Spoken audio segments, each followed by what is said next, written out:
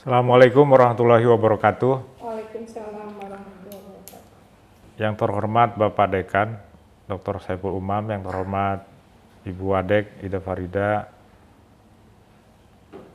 yang terhormat Ibu Darsita, moderator, dosen-dosen semua, teman-teman baik yang ada di ruangan ini maupun di daring. Saya alhamdulillah seperti diketahui guru besar saya sudah turun sekitar 2 bulan yang lalu dan teman-teman banyak mengucapkan selamat dan meminta kira-kira kiat-kiat apa sih yang saya lakukan untuk mencapai guru besar tersebut. Jadi saya kasih ceramah saya ini resep rahasia supaya orang penasaran resep rahasia apa gitu. Tapi sebenarnya nggak rahasia-rahasia amat. Ya resepnya itu ya seperti semuanya orang tahu lah. Tapi sebelum itu saya ingin cerita terlebih dahulu bahwa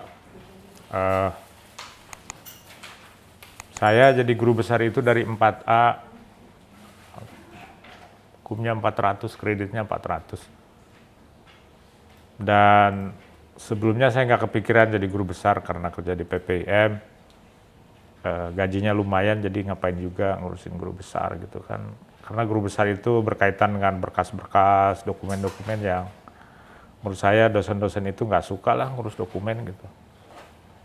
Tapi setelah di LP2M, saya ngurusin akselerasi guru besar, masa saya nggak ngurus berkas diri saya sendiri gitu kan. Maka kemudian saya mulai ngurus dokumennya, dikumpulkan, dicari dan segala macam.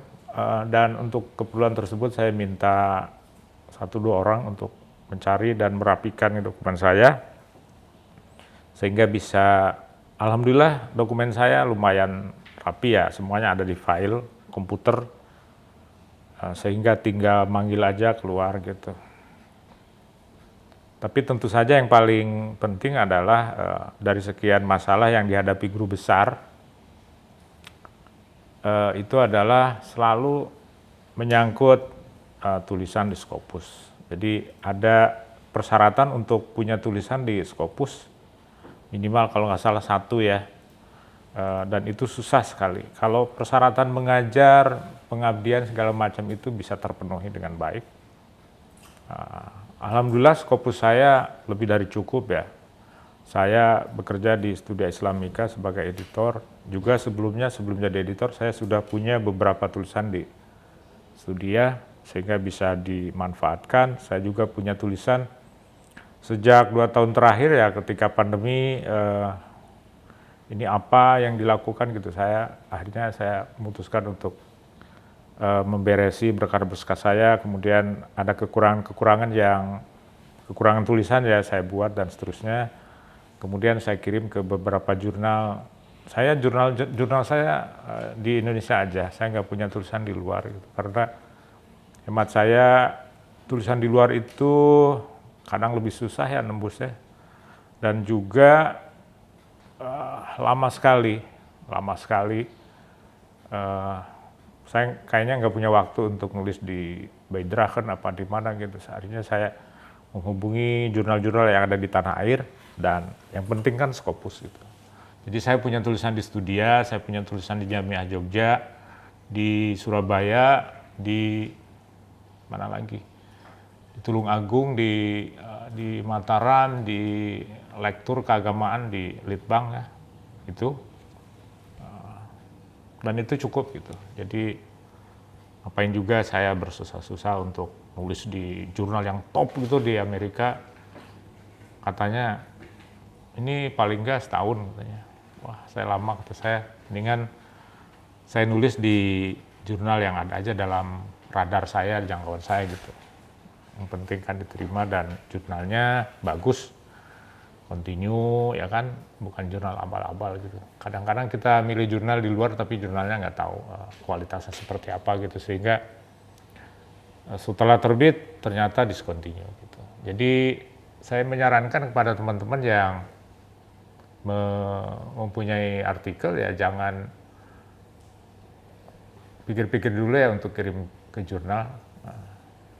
Ya kan, pengetahuan tentang jurnal saya nggak begitu menguasai ya. Saya kira Panida lebih menguasai, atau di LP2M itu ada namanya Yazid Hadi, itu tahu dia jurnal-jurnal di seluruh dunia. Di seluruh dunia. Jadi jurnal itu jangan di Indonesia aja. Seluruh dunia, dan jurnalnya bagus-bagus tentu saja ya. Jangan masuki jurnal yang nggak bagus, yang anomali, yang abal-abal dan seterusnya. Kita dimintai uang, dan uang dalam jumlah yang cukup besar ya, 10 juta, 20 juta untuk terbit, ternyata nggak terbit. Nah itu dalam proses submisi jurnal, publikasi, sama sekali saya nggak bayar gitu. Nggak bayar sama sekali. Baik, kembali lagi ke tema pembicaraan ya. Jadi apa yang akan saya sampaikan sebenarnya bukan rahasia, meskipun saya sebut resep rahasia. Jadi kalau menurut pembicaraan dengan Bu Darsita, saya diharapkan bisa ngomong 3 kali ya. Ya nggak apa-apa itu. Dalam bagian pertama ini saya ingin membahas secara umum tentang resep rahasia. Yang pertama ini apa? Resep rahasia dalam tanda kutip ya. Apa gitu resep rahasia? 3. Jadi resep rahasia yang pertama itu saya ingin membahas menulis sebagai sebuah disiplin. Menulis sebagai sebuah disiplin. Disiplin itu adalah satu sistem atau satu kebiasaan yang terstruktur, ya kan, ada latihan-latihannya, ada teorinya, ada persyaratannya, ada tahap-tahapannya gitu, yang disiplin. Kita masuk ke tentara ada disiplin, ya kan. Disiplin itu banyak sekali.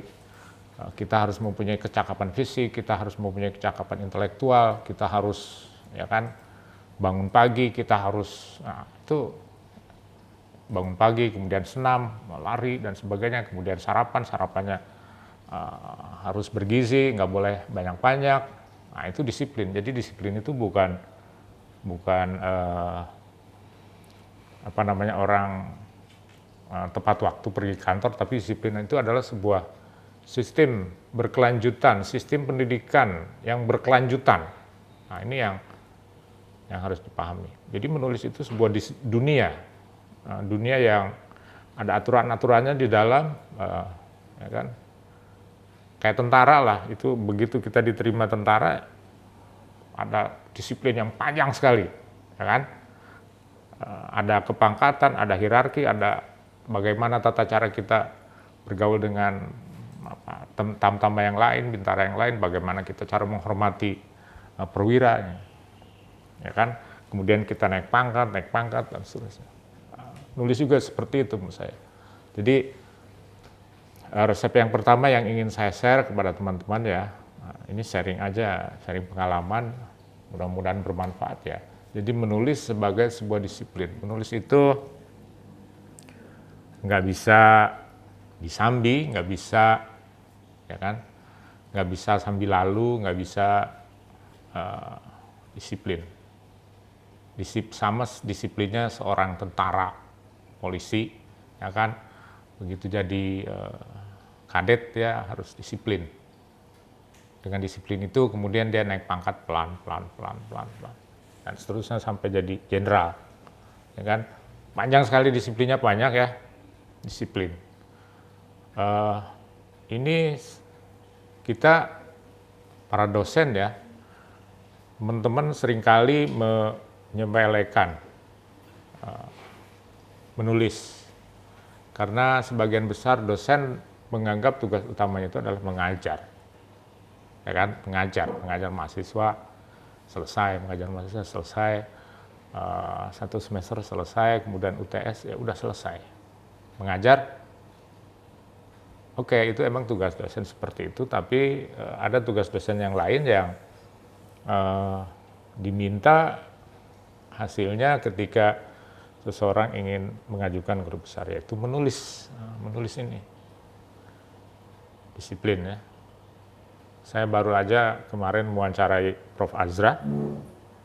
Wah, dia disiplin luar biasa itu. Disiplin. Dia setiap kali nulis, setiap hari nulis, tek, tek, tek, tek, tek. Ya kan?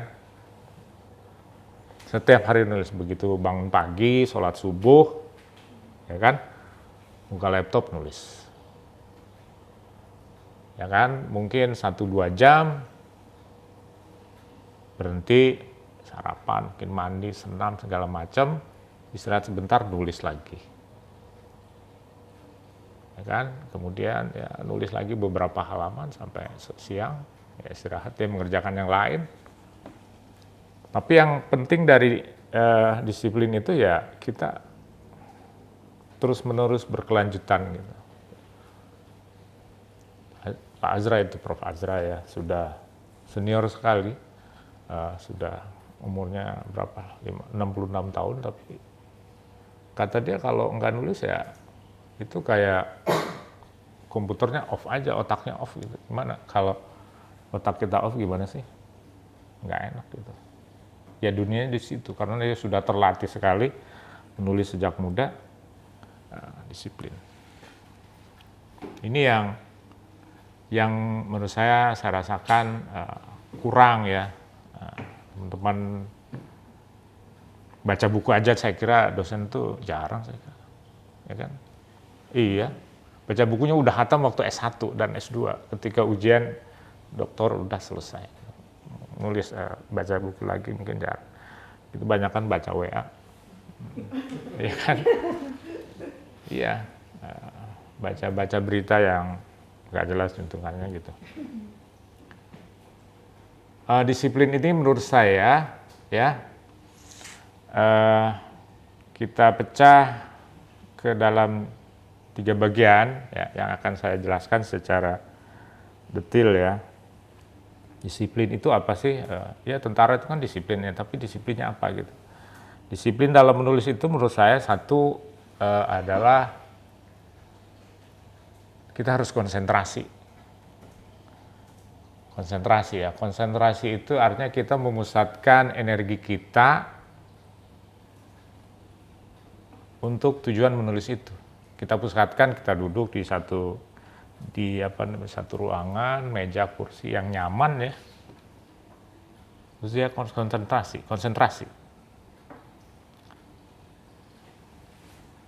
Konsentrasi itu memusatkan pikiran kita ya kan, intelektual, spiritual, emosional. Kita pusatkan ya kan.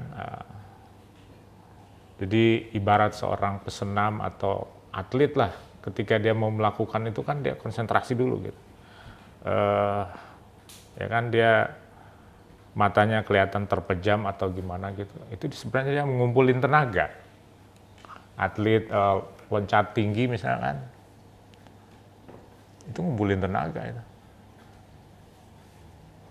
Ngumpulin tenaga supaya tenaganya tercurah semua maksimal.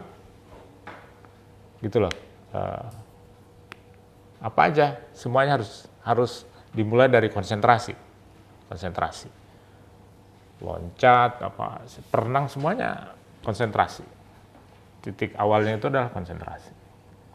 Kita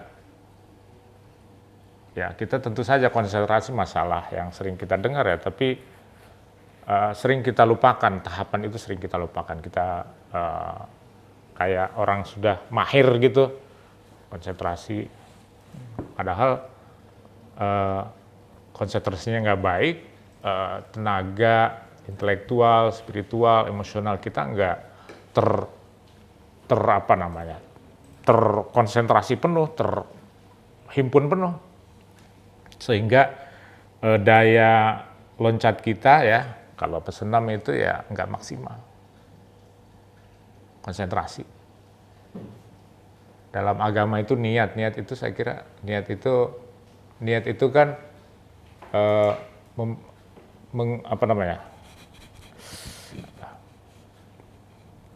terbetik kerteg itu apa bahasa Indonesianya?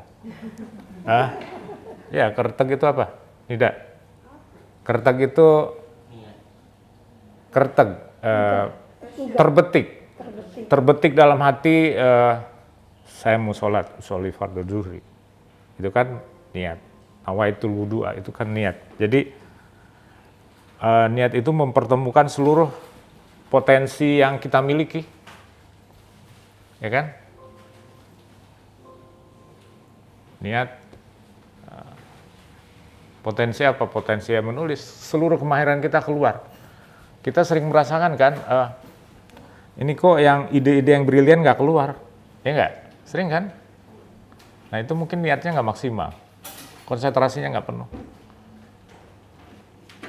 Konsentrasi, ya. Setelah konsentrasi apa? Jadi konsentrasi itu ya itu tadi, para atlet, semua orang itu perlu konsentrasi termasuk menulis. Tentu saja kalau kita sering menulis, ya kan, konsentrasi itu langsung tek gitu kan, tek. Kerenteg hati itu detak hati kita itu langsung on gitu. Konsentrasi. Yang kedua, ya, satu konsentrasi. Disiplin itu menurut saya terbagi tiga. Satu konsentrasi. Yang kedua adalah fokus. Fokus itu adalah kita memusatkan pandangan kita pada satu titik yang akan kita tuju. Fokus. Fokus itu penting ya. Kalau kita baru belajar menyupiri motorboat di laut, ya, fokus itu katanya kita membayangkan satu titik di depan, itu nggak ada titik itu ya. Itu motor kita jalannya lurus. Kalau nggak ada titik itu Pak, motor kita begini katanya. Itu pelaut-pelaut suka cerita seperti itu. Fokus, ya kan, kamera itu ada fokusnya, ada titik yang dia tuju, semua sorotan ke situ. Fokus, tajam gitu kan. Semakin kuat, semakin tajam, semakin bagus. Fokus, kita nulis apa ini? Kita tentukan fokusnya. Fokus. Konsentrasi, fokus. Satu lagi apa? Satu lagi dari ilmu menulis itu yang paling penting adalah berkesinambungan. Ya. Konsentrasi, fokus, berkesinambungan. Jadi menulis itu nggak sekali, nggak 2 kali, tapi kalau perlu tiap hari. Kita punya waktu atau jam yang khusus untuk menulis. Kapan? Ya bisa pagi, habis sholat subuh nulis, ya kan? Bisa setelah sarapan misalnya nulis. Nah itu masing-masing orang punya cara yang berbeda. Jadi kita harus menemukan ritme tubuh kita, Pak Puki. Ritme tubuh itu, kita ini Mr. Morning, apa Mr. Afternoon, apa Mr. Evening, apa Mr. Night gitu, ya kan? Itu harus kita cari. Ada orang yang nyaman nulis pagi, ya kan? Ada orang yang nyaman nulis siang, ada sore, ada yang nulis malam. Kita cari, dan itu saya kira tahu semua lah, ya kan? Saya Mr. Morning, saya ada yang Mr. Afternoon. Nah ritme itu, ya ritme tubuh itu harus dicari lagi dengan ada, untuk ritme itu supaya maksimal, itu ada semacam ritual-ritual Pak. Ada mandi dulu misalnya, ada sarapan dulu, tapi sarapan saya pesan, pengalaman saya jangan terlalu banyak. Kalau terlalu banyak maka akan ngantuk, tidur. Jadi otak kita terlalu capek mengolah makanan dan seterusnya, akhirnya capek, otak kekurangan oksigen, akhirnya kita ngantuk dan seterusnya. Ini konsentrasi, fokus, berkesinambungan. Ini ilmu rahasia menulis itu di situ. Nanti dalam bagian selanjutnya akan saya jelaskan bagaimana menggunakan pengetahuan kita ya. Kita kan punya banyak pengetahuan di kepala kita ya. Supaya maksimal itu gimana gitu. Nah, saya ingin berbagi pengalaman nanti pada kesempatan yang lain.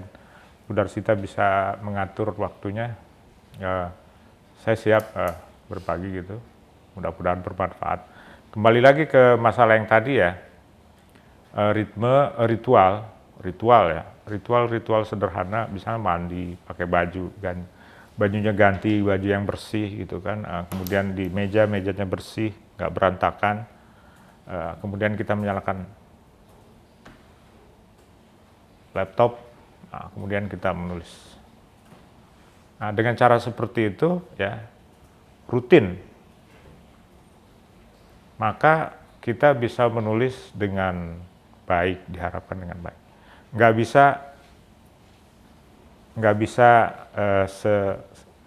sambil lalu, nggak bakalan maksimal, ya kan? Semua orang saya kira punya latihan seperti itu, tapi coba jurus-jurusnya itu diperbaiki ya, tahapannya gitu, dasar-dasar cara menulis, dasar-dasar hal yang pra menulis itu ya, diperbaiki lagi. Saya kira tulisan itu bisa akan lahir dengan sendirinya gitu. Ya. Ini 3 hal ini saya kira seringkali diabaikan ya sama kita semua. Sehingga nggak pernah itu ide-ide yang brilian tuh keluar lagi gitu. Kalau kita pernah nulis di satu waktu ya pada masa lalu, tulisan bagus, kenapa sekarang enggak? Gitu kan pertanyaannya itu. Ketika kita sekali bisa ya, maka sekarang juga harus bisa. Nah, mungkin kondisinya yang berbeda, ya. Kondisinya yang berbeda, sehingga sama sekali kita nggak menulis, tergesa-gesa, terburu-buru, berkejaran dengan umur, ya kan, berkejaran dengan pensiun, ya akhirnya itu yang ide-ide yang brilian nggak bakalan keluar itu. Nah ini kan mumpung kita masih punya banyak waktu ya coba nulis lagi, gunakan, karena nulis itu meditasi menurut saya, meditasi, solitary activity, aktivitas yang soliter sendiri. Ini kan kalau kita terlalu banyak rame-rame apalagi di grup, di grup WA Fakultas Adab aktif terus, nah, nggak bakalan itu ya. Coba dikurangi aktivitas yang, apalagi kalau yang bisa mengganggu konsentrasi kita menulis. Mungkin kita mau nulis terus jawab WA dulu, akhirnya jawab lagi kan panas, nah, moodnya rusak. Kalau moodnya rusak ya ide yang tadinya keluar itu nggak akan keluar lagi, rusak. Terus selanjutnya yang ingin saya katakan adalah tadi ya, konsentrasi, fokus, dan berkesinambungan itu dirangkum menjadi satu, menjadi sebuah kata yang disebut latihan. Practice. Practice make perfect itu ya di situ. Ya. Sehebat apapun orang bisa satu keterampilan ya, kalau nggak dipraktis nggak bakalan bagus. Praktis itu kondisi yang memungkinkan seseorang itu bisa memperbaiki kualitas skillnya gitu terus gitu kan. Praktis semua. Dan menulis itu adalah proses yang menurut saya sangat panjang ya. Saya sendiri, tulisan saya kadang-kadang saya belum begitu puas dengan tulisan saya gitu, ya kan? Sama saya kira yang lain juga. Anda juga saya kira punya perasaan seperti itu ketika ya kan kita sudah lama sekali nggak menulis, terus menulis lagi kaku gitu, wagu, karena itu tadi. Jadi menulis itu nggak boleh dilepas, paling nggak sebelum kita jadi guru besar lah, menulis lagi, ya kan? Tiap hari lah, tiap hari kecuali weekend. Weekend misalnya untuk keluarga atau untuk me time segala macam ya boleh lah. Tapi coba kita setiap hari usahakan untuk menulis, ya kan? Saya tahu salah satu persoalan serius bagi calon guru besar itu adalah nulis di jurnal Scopus, ya kan? Itu aja sebenarnya, yang lain gampang gitu. Jadi ini resep menulis ya, balik lagi ke resep menulis yang tadi saya sampaikan. Tidak tidak susah-susah amat sebenarnya kalau kita mau ya, kalau kita mau lagi mempelajari teknik-teknik dasar menulis, ya kan. Nanti selanjutnya akan saya sampaikan bagaimana menggunakan pengetahuan ya. Saya sendiri menganggap saya ini nggak pinter-pinter amat gitu. Tapi saya merasa saya punya kelebihan, saya punya memori yang sangat bagus gitu, sehingga saya masih ingat buku yang saya pakai waktu saya nulis skripsi. Saya nulis skripsi di Fakultas Adab, berapa itu? Tahun 91, udah 30 tahun yang lalu. Ya kan? Saya masih ingat itu, bukunya ini. Belasan, bahkan puluhan, saya ingat. Isinya ingat, tentu saja nggak mendetil ya. Nah, nanti bagian selanjutnya akan disampaikan bagaimana memaksimalkan pengetahuan, sehingga kita bisa menulis dan dengan mudah, dengan lancar gitu.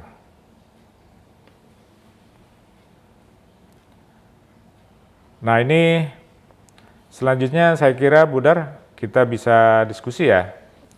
Kalau saya nggak bisa menggaransi untuk terbit di Scopus, nggak bisa saya. Memberi jaminan, yang ngasih bisa jaminan kan BPKB. Kalau saya nggak bisa, saya hanya kasih pengalaman. Yang ngasih jaminan tuh ya Anda sendirilah, nggak bisa orang lain juga bisa. Ya kan? Saya hanya memberi keyakinan bahwa kita bisa nulis. Nah, itu aja. Ketika teknik-teknik dasarnya sudah benar, ya kan? Ya kita bisa nulis, Anda bisa nulis sesuka Anda gitu. Diterbitkan di jurnal mana aja, subjeknya apa aja gitu. Ya. Ya, silakan Bu. Kan tulisan itu belum jadi ya Pak ya. Apakah kita perlu juga diskusi dengan teman atau tapi kadang-kadang kalau pengalaman saya diskusi akhirnya jadi kemana-mana ya? Kemana-mana gitu. Kalau pengalaman Pak Jajang gimana? Kalau saya, Kita bicara. iya, ya kadang-kadang diskusi sama teman tuh bisa memperkaya tulisan kita. Ini juga bisa, tapi baiknya saya kira diskusi ya, diskusi. Kita cari teman yang pas lah. Ada teman yang betul-betul memperkaya perspektif kita gitu. Ya kan? Jangan teman yang bikin kesel kita sehingga mood kita menulis malah hilang. Nah, gitu loh. Saya punya pengalaman nulis disertasi ya di Boston itu. Saya punya teman yang diskusi dan memperbaiki bahasa Inggris saya gitu. Ya kan? Itu ini harus kasih ini. Itu bagus menurut saya.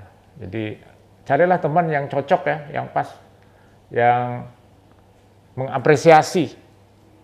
Ini kuncinya mengapresiasi ya. Jangan ada temen ini, alah tulisan apa tuh, nggak bakalan. Nah itu kayak gitu kan, itu nggak mengapresiasi, itu mendiscourage. itu teman kayak gitu ya tinggalin aja, ya tinggalin aja, nggak ada manfaatnya. Kita kan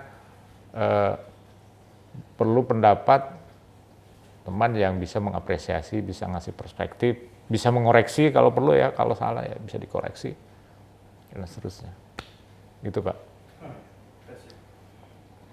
Kalau saya mengharapkan ya dosen-dosen adab ini punya iklim, iklimnya tuh, iklim menulisnya tuh tumbuh gitu. Caranya gimana? Diskusi dosen itu harus tumbuh, harus dihidupkan lagi.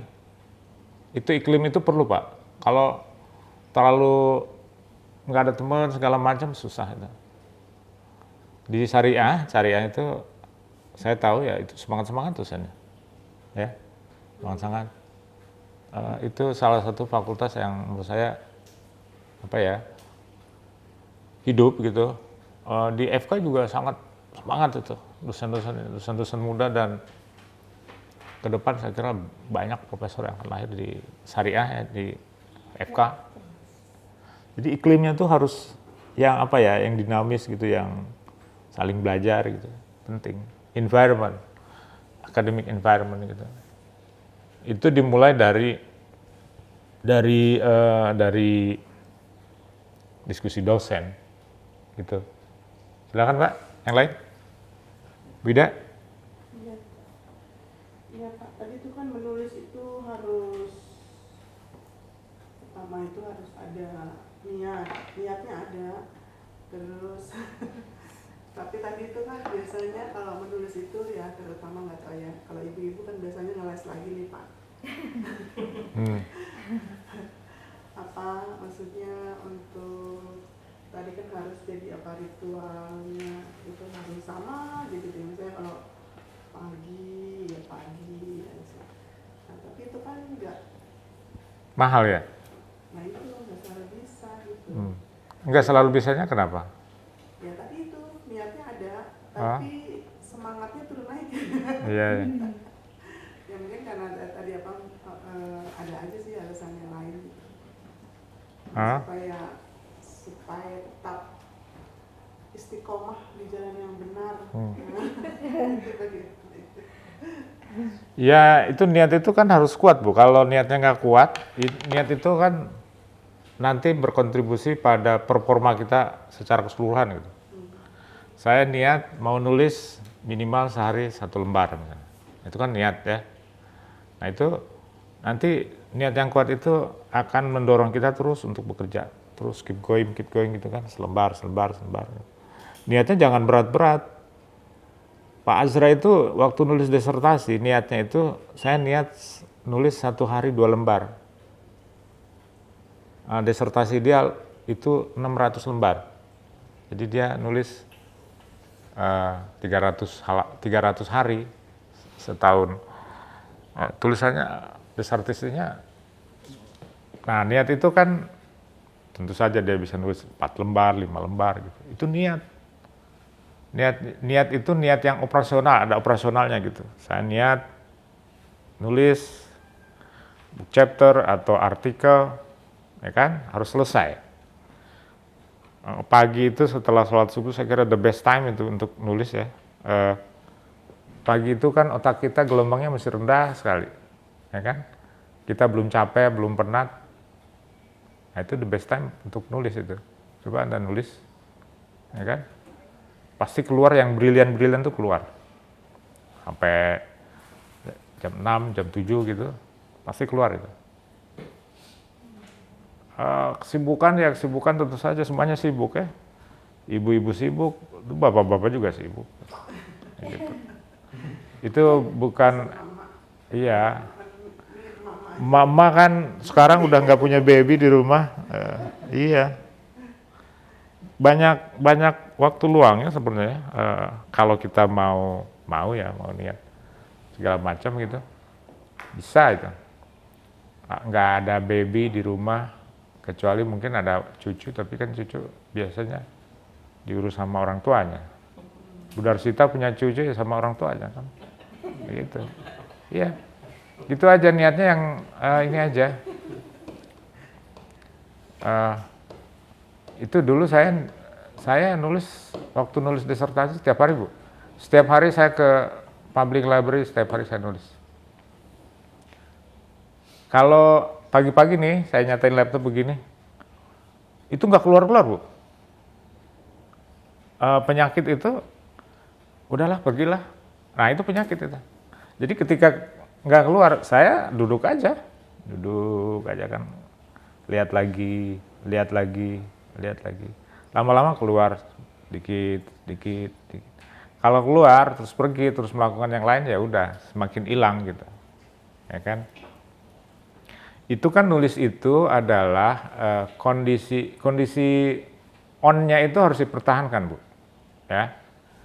Kondisi on. Jadi kalau udah on, kalau lagi masih oke, belum capek, nulis aja terus gitu. Bisa 5 lembar, bisa 10 lembar gitu. Itu kondisi on. Nah, kemudian ketika misalnya kita capek, lapar segala macam, ya udah kita stop. Ya kan? Tapi kalau awal-awal kita belum keluar ya, jam 9 pagi, jam 10 itu belum keluar ini gimana ini? Udah pergi aja lah. Itu penyakit. Saya plototin aja itu. Saya baca lagi dari awal lagi gitu, mancing supaya ada ide baru yang keluar gitu kan, ide baru terus gitu. Jadi saya bisa nulis Senin, Selasa, Rabu, Kamis, Jumat, Sabtu libur, Minggu libur. Nanti Senin begitu lagi, setiap hari. Dari pagi jam 9, jam 10 ya, perpustakaan itu bukannya jam 9 sampai jam 9 malam. Stopnya itu pada waktu makan siang aja, sholat zuhur gitu. Terus balik lagi saya, bawa kopi, bawa makanan kecil gitu ke perpustakaan. Nah itu ritme. Otak itu kalau lagi on, udah kerja aja terus. Ya. Kalau udah off, susah nyalainnya itu. Setelah jam 9 sampai kadang-kadang petugas perpustakaan ngomong, we are close in the 5 minutes. Kami tutup 5 menit lagi. Itu sampai seperti itu, saking asiknya saya nulis gitu. Ya kan? Tentu saja untuk nulis asik itu ya badan kita harus sehat, nggak boleh terlalu lapar, nggak boleh terlalu haus. Ya kan? Itu penting itu. Sampai begitu, Pak, saking asiknya. Nah, ketika pulang, saya masih ingat-ingat nih. Saya nulis ini lagi. Jadi ketika saya pulang, istirahat sebentar, mandi, saya lanjutin itu nulis. Sampai jam 12, jam 1 tidur. Saya nggak bisa begadang sampai pagi gitu, karena kalau begadang sampai pagi, ya kan jadwal tidur saya bergeser kan. Saya tidur, bangunnya siang, segala macam, itu merusak lagi. Jadi kalau kita nggak suka begadang, ya udah stop tidur, ya kan. Kemudian pagi bangun lagi, terus begitu lagi. Itu ritme. Jadi menulis itu ibarat kita lari maraton jauh, 42 kilo lebih kan. Nah, kita harus jaga stamina itu. Jangan dihabisin di kilo-kilo pertama, di awal-awal. Jadi kita harus berlari dengan ritme yang sama. Jangan terlalu lambat, jangan terlalu cepat. Jangan memporsi tenaga. Pelari yang baik itu bukan lari cepat sekali, 5 kilo dia kehabisan napas. Enggak begitu. Target kita itu adalah lari maraton sampai selesai, maka kita harus saving tenaga sedemikian rupa, ya kan? Nggak apa-apa, mungkin yang lain lebih cepat lari ya, lebih cepat gitu. Tapi suatu saat itu orang akan terkejar sama kita karena kita saving tenaga kita.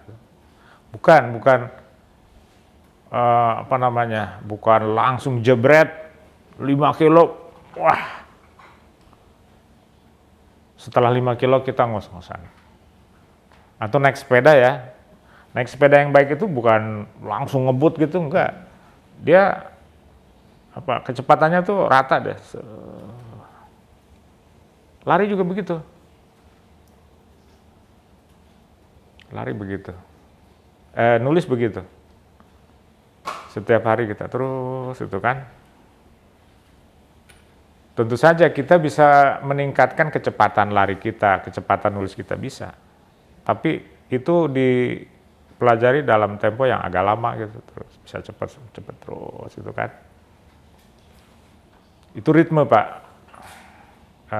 Penting. Setiap orang ritmenya beda-beda. Ada yang suka nulis di kafe, ada yang suka nulis di sendirian di kamar, ada yang suka nulis di macam-macam lah. Nah, itu temukan ritme itu kan semacam menemukan diri sendiri. Menemukan diri sendiri. Apakah kita Mr. Morning, apakah kita Mr. Afternoon, ya kan? Itu juga harus dicari. Nanti kalau kita udah ketemunya ritmenya, kita hasilnya akan maksimal. Ya silakan Bu Hindun, silakan Bu. Baik, terima kasih. Mohon maaf ini sinyalnya kurang kuat, jadi saya tidak on cam. Assalamualaikum warahmatullahi wabarakatuh. Waalaikumsalam warahmatullahi wabarakatuh. Berbahagia sekali rasanya saya melihat satu event yang ditulis dalam rangkaian Zoom hari ini dari Fakultas Adab Humaniora. Selamat untuk rekan-rekan yang menggelar kegiatan ini. Salam takzim untuk narasumber utama kita. Prof dan teman-teman, pertanyaan saya sederhana, tapi mohon dijabarkan dengan detail. Pertanyaannya begini, kita sudah punya niat untuk menjadi guru besar. Kita juga sudah mengumpulkan banyak hal, kita juga sudah menulis gitu ya. Mungkin juga prodi, mungkin juga kampus atau institusi sudah mendukung untuk itu. Lalu dalam hati kecil kita terbetik gitu ya, udah pantas belum sih gitu. Jadi bagaimana itu memantaskan diri dengan semua atribut yang ada? Mohon dijawab itu Prof. Jaja. Yeah. Terima kasih. Assalamualaikum warahmatullahi wabarakatuh. Waalaikumsalam warahmatullahi wabarakatuh.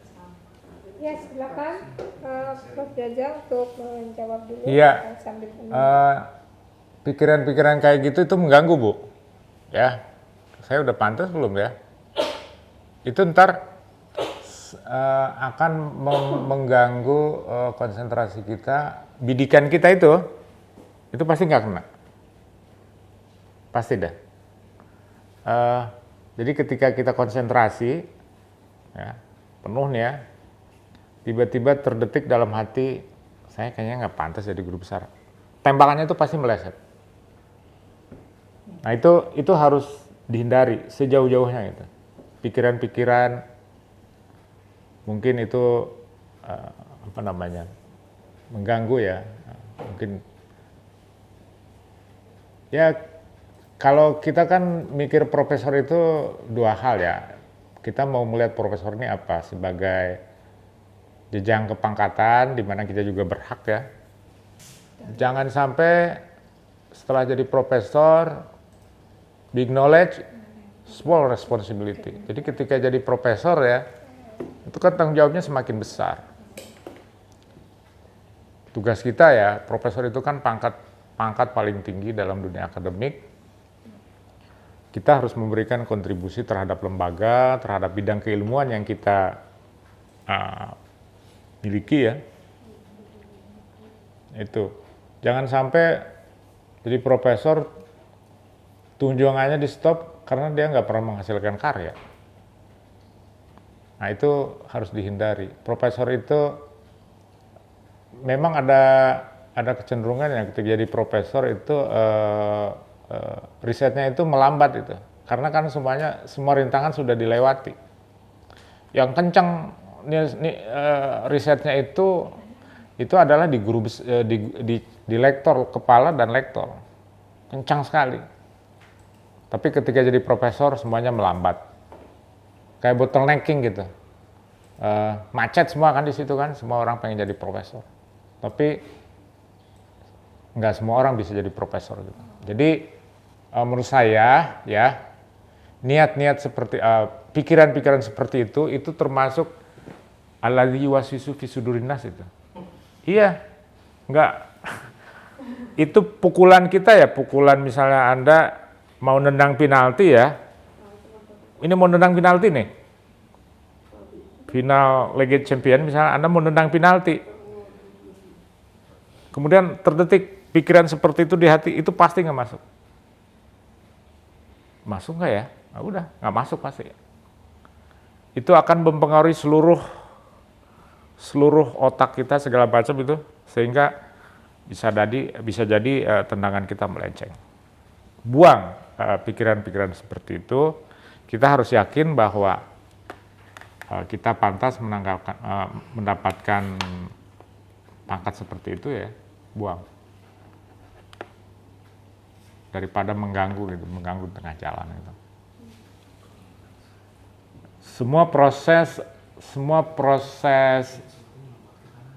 hal-hal yang menentukan ya, pada saat-saat yang menentukan, pikiran-pikiran seperti itu akan sangat mengganggu. Gitu, ada lagi pertanyaan? Selanjutnya, terima kasih Prof. Jajang. Demikian Ibu Hindun jawaban atas pertanyaan Ibu. Iya, Selanjutnya, terima kasih. Terima kasih, Prof. selanjutnya, iya, Bu. Pertanyaan dari Bu Nisa tentang apa saja, apakah tulisan itu harus sesuai dengan bidang keahlian, linearitas keahlian tulisan tersebut. Saya nggak terlalu mikirin linearitas apa itu, saya nggak begitu paham itu. Saya nulis aja. Iya, saya ini lulusan sejarah dan kebudayaan Islam. Oke, guru besar saya itu di bidang sejarah dan peradaban Islam. Tapi seingat saya, minat saya itu sejak S2 itu berubah, Bu. Berubah, saya lebih senang dengan ilmu sosial, sosiologi dan antropologi. Terutama antropologi ya. Saya S3 di Boston University itu antropologi. Antropologi sosial budaya. Itu minat saya yang paling belakangan yang saya tekuni lah dalam katakanlah 20 tahun terakhir ya itu gitu. Ya meskipun pre-SK saya tetap sejarah peradaban Islam ya nggak apa-apa gitu. Saya lebih tulisan-tulisan saya ya Anda bisa lihat ya nggak begitu banyak sebenarnya tulisan saya tapi cukup lah.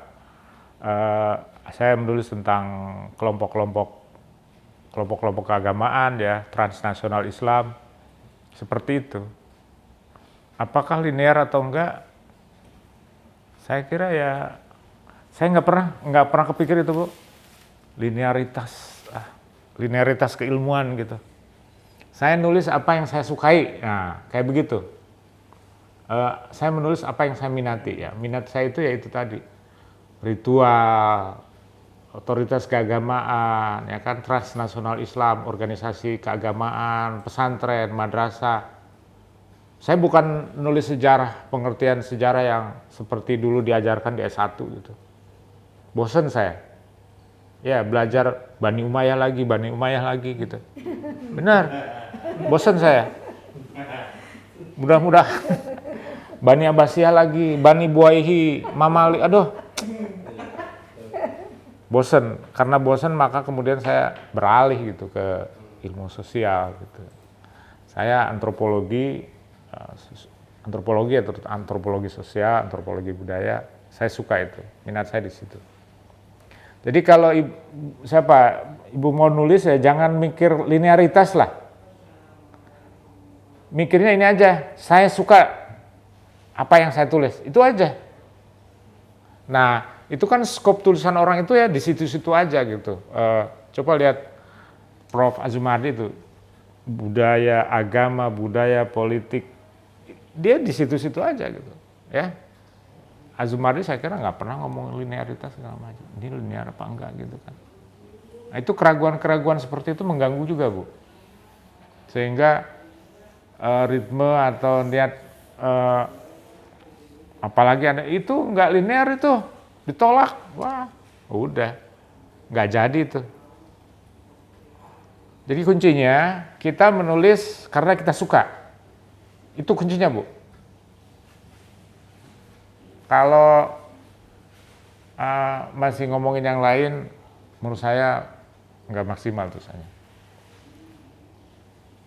Penulis-penulis yang paling top ya itu selalu ininya ke situ. Mereka menulis apa yang mereka suka. Ya. Siapa? Ya Prof. Azras inilah ya panutan kita ya. Ya dia suka dia menggeluti bidang yang ditulis gitu. Oke. Oke, Prof. Jajang, barangkali ada yang bertanya lagi.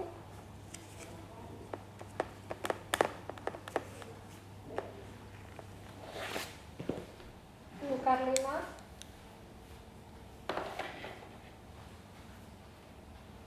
Tadi Ibu Ida mau bertanya apa? Baik teman-teman sekalian ya, jadi resep menulis itu, resep rahasia menulis itu yang tadi saya sampaikan ya. Disiplin, konsentrasi, fokus, latihan tiap hari, itu nggak ada rahasia. Rahasianya itu terletak pada diri Anda sendiri. Nggak ada rahasia. Rahasia-rahasia, resep-resep apa koki-koki itu kan sebenarnya sama aja rahasianya, cuman bedanya pada apa namanya, pada cara meracik bumbu segala macam. Adapun bahannya itu sama aja. Saya sarankan kepada teman-teman yang pengen jadi guru besar ya, harus yakin bahwa Anda bisa. Kalau mau menulis ya coba konsentrasi, fokus ya, latihan tiap hari bisa. Jadi guru besar itu bukan karena pinter, apalagi bukan karena jenius. Saya nggak jenius sama sekali. Tapi mungkin saya bisa memaksimalkan apa yang saya punya lah. Ya. Saya nggak jenius sama sekali ya. Rata-rata lah seperti dosen ada pada umumnya. Ya, IQ orang rata-rata tuh berapa sih? Ya kan, bukan kayak Habibie 180 misalnya, enggak. Biasa aja. Tapi kita pintar berinovasi gitu. Ketika macet, ya, saya termasuk salah satu cara menulis saya itu ya saya tiru aja tulisan yang saya suka. Misalnya dulu saya suka dengan tulisan John Esposito. Saya baca berkali-kali bagaimana dia merangkai kalimat segala macam. Oh begini, ya kan? Kita kan ketika menulis nggak menggunakan strukturnya itu aja gitu, bosen. Kalau strukturnya nggak terlalu kaya, strukturnya sangat sederhana, maka tulisan kita akan jelek. Coba Anda cari aja tulisan yang Anda suka. Kebetulan saya suka John Esposito, jadi tulisannya itu lugas gitu, lugas, ya kan? Lugas itu kan kuat, informasinya jelas, nah itu kan lugas ya. Saya suka tulisan John Esposito, saya baca, bahkan kadang-kadang sampai agak hafal gitu, sehingga saya bisa tiru, strukturnya itu saya bisa tiru. Kalau profesor saya misalnya Bob Hefner itu tulisannya halus sekali.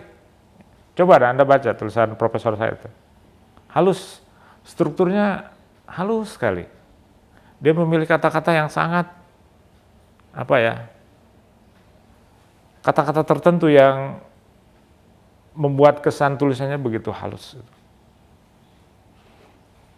Nah itu salah satu cara menulis yang baik. Bukan menjiplak ya. Jadi lama-lama strukturnya John Esposito itu masuk ke dalam pikiran kita, sehingga kita bisa menulis seperti struktur Esposito gitu. Itu sangat memudahkan menurut saya, sangat menolong.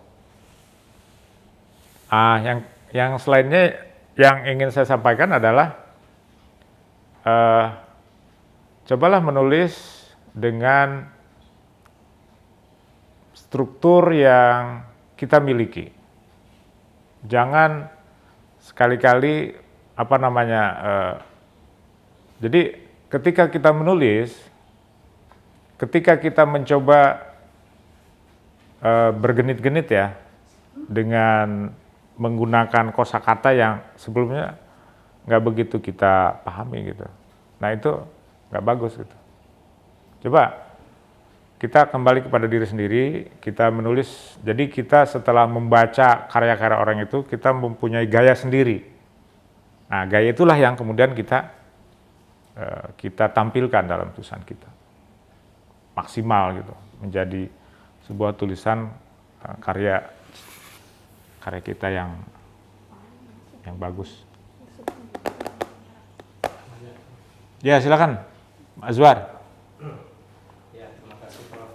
Sangat inspiratif sekali ya. Jadi semangat lagi Prof. Untuk menulis. Ini Prof, mungkin tadi menanggapi pertanyaan Bu Inun tadi ya, yang pertama mengenai kelayakan ya, kita pantas atau tidak. Kalau tadi misalnya Prof menyinggung tentang disiplin ya Prof ya, disiplin. Ada konsentrasi, ada fokus yang kemudian berkesinambungan. Lalu kemudian itu yang kemudian menjadikan ada proses latihan. Kalau sebentar saya berpikir justru dengan melakukan disiplin itu yang tadinya memang kita kurang disiplin, lalu melalui proses latihan yang berkesinambungan, apakah itu sebetulnya bisa juga disebut sebagai proses memantaskan kita gitu. Jadi dengan latihan-latihan tadi itu yang di luar sebetulnya di luar kenyamanan ya, di luar zona nyaman ya, justru membuat kita menjadi pantas ketika kita sudah berhasil mengasah diri kita. Apakah bisa disebut seperti itu, Prof? Jadi sebetulnya itu yang membuat kelayakan itu karena ada latihan-latihan. Latihan ini kan kemudian kita jadi juara nanti di akhirnya kan, seperti halnya para atlet kan, yang ternyata dia nggak mampu karena dia bertekad keras ingin latihan, maka justru itu yang membuat dia pantas. Itu yang pertama, Prof. Apakah bisa disebut begitu? Yang kedua gini, Prof. Kalau tadi kan Prof banyak menyinggung tentang menulis ya Prof ya, fokusnya pada menulis. Padahal sebetulnya dari sisi aspek yang lain, ada kegiatan lain sebetulnya juga. Karena di otak kita ini kan bisa jadi memang ada pengetahuan, tapi masih perlu juga diasah ya dengan membaca. Nah, maksud saya gini, aspek yang lain membaca ini kan satu butuh fokus sendiri juga. Mungkin best practice Prof ini bagaimana membagi atau dua kegiatan yang sebetulnya sama-sama berat ini ya, sama-sama besar. Apakah membaca dan menulis itu di satu waktu yang bersamaan, atau ada waktu khusus membaca dulu kemudian kita mencoba memahami bacaan itu, lalu kemudian kita catat, lalu nanti menulisnya ada satu sesi lagi, atau seperti apa? Ini karena dua kegiatan ini sama-sama energinya besar, Prof. Ya. Kadang-kadang orang menulis berat itu, Prof, justru karena bacanya kurang, atau mungkin rasa fokus untuk membacanya memang agak lemah, sehingga boro-boro dia melompat ke kegiatan menulis, membacanya saja berat gitu, Prof. Ya. Nah ini bagaimana, Prof? Ini kesannya, Prof. Oke, saya jawab yang kedua ya. Baik, Prof. Yang kedua tentang membaca ya. Ini pengalaman saya. Kita membaca subjek yang kita minati. Oke?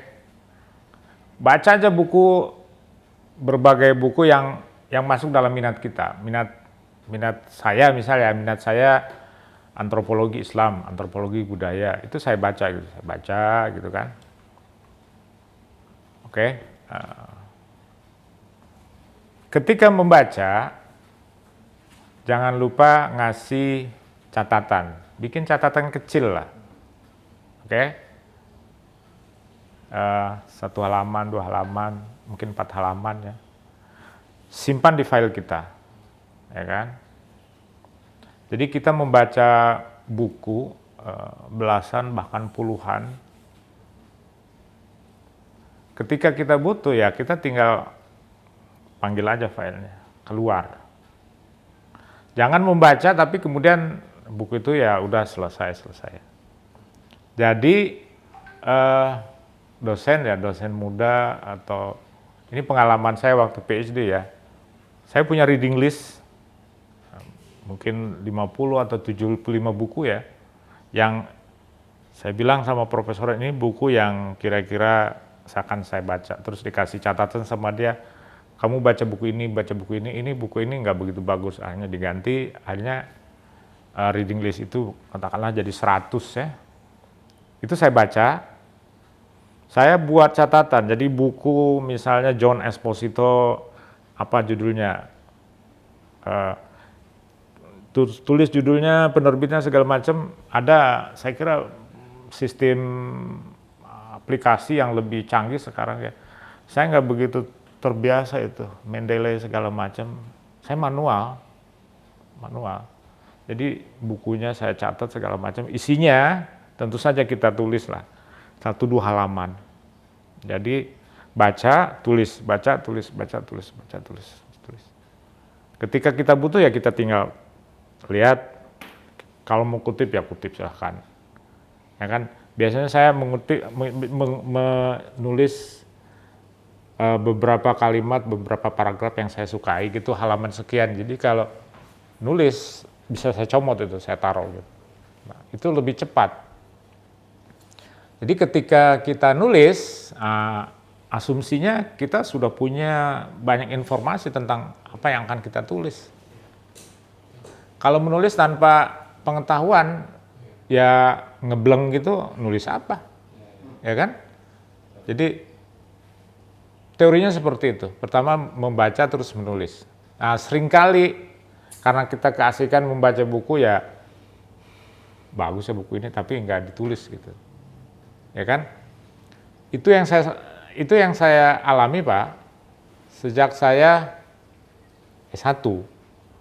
Saya nulis skripsi ya, saya ingat itu buku-buku yang saya baca tuh, buku Endang Saifuddin Ansari, Piagam Jakarta, bukunya siapa, Syafi'i Ma'arif, terus belasan lah kalau enggak puluhan gitu. Saya ingat bukunya dan saya ingat isinya, tentu saja enggak detail ya. Jadi ketika saya perlu ya udah saya taruh aja. Saya itu nulis disertasi, itu buku tuh nggak numpuk Pak. Saya hanya beberapa aja buku gitu. Kalau ingat, kalau betul-betul lupa saya ambil bukunya di perpustakaan, saya tulis. Gitu. Enggak, ada itu teman saya nulis sampai numpuk begitu kan, sampai dia tenggelam oleh buku gitu. Saya enggak. Saya ingat buku yang saya pakai waktu S1, waktu S2. Jadi ketika S3, itu kan repositori itu kan udah puluhan bahkan ratusan gitu. Yang itu yang saya pakai ketika nulis disertasi. Saya proses nulis disertasi saya relatif lancar lah. Jadi saya punya laptop, kemudian ada buku tulis tangan itu yang judul buku yang harus saya baca gitu. Adapun buku-buku yang ke belakang yang pernah saya baca itu sudah ada di file-file saya gitu. Itu yang jadi lebih efektif. Kenapa harus ditulis? Karena kita akan balik lagi ke situ. Seumur hidup barangkali ya. Kita akan ngutip buku itu. Itu kita tulis saja. Saya beda sama dosen-dosen yang lebih muda tuh. Nida tahu itu Mendeley segala macam, EndNote segala macam. Saya nggak bisa.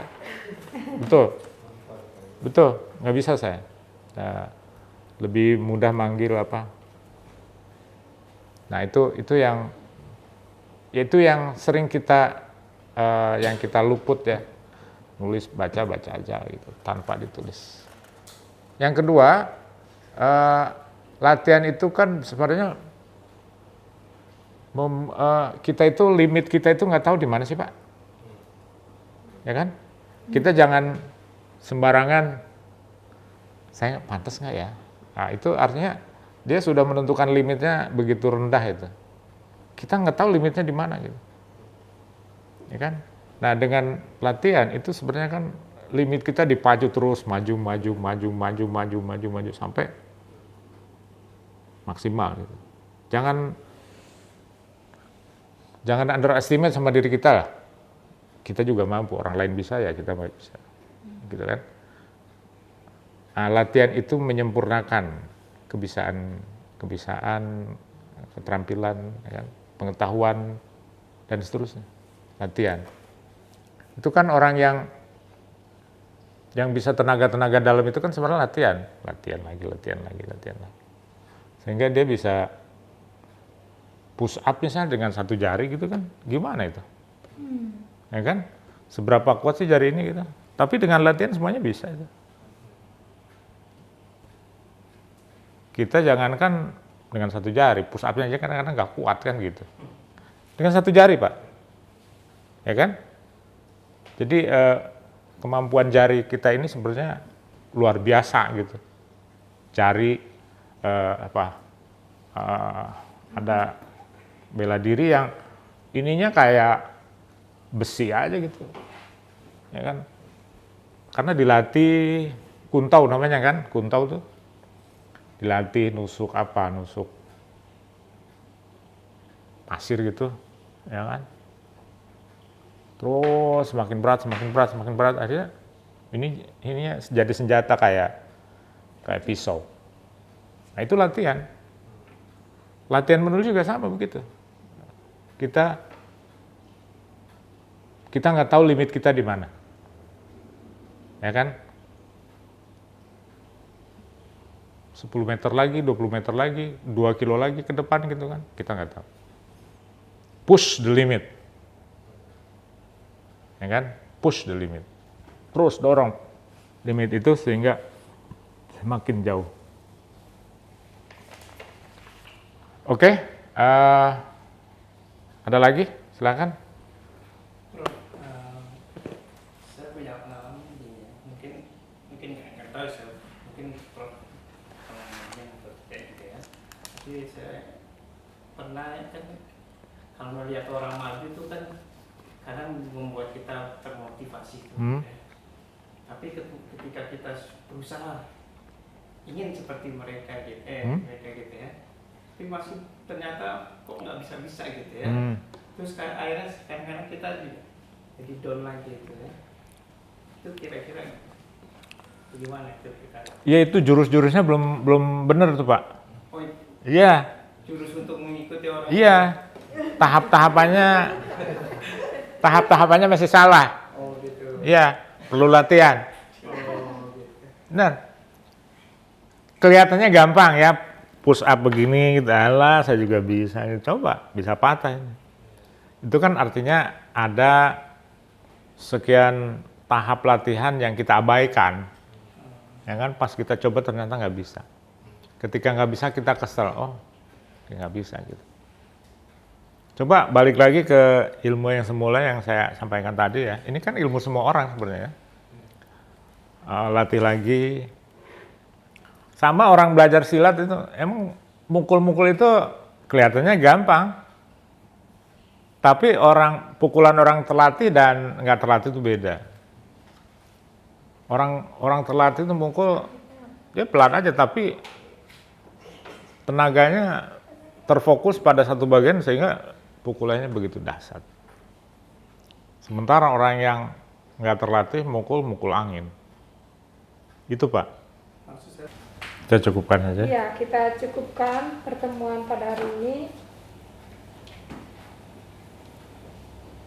Nanti akan ada pertemuan berikutnya dengan tema yang berbeda lagi. Semoga rangkaian acara ini bisa menjadi daya dorong kita untuk mempersiapkan diri, meraih cita-cita, memiliki jenjang kepangkatan tertinggi di bidang akademik. Dan kita juga bisa bertanggung jawab terhadap ilmu yang kita miliki. Demikianlah apa yang bisa disampaikan oleh Prof. Jajang. Hadirin sekalian, acara workshop ini yang membahas resep meraih guru besar, kita akan tutup. Terima kasih kepada Prof. Jajang selaku pemateri dan juga para hadirin yang telah berpartisipasi dalam kegiatan workshop kali ini. Akhir kata, saya selaku moderator mengucapkan terima kasih. Semoga kita dapat bertemu kembali pada workshop berikutnya. Wabillahi taufiq wal hidayah. Assalamualaikum warahmatullahi wabarakatuh.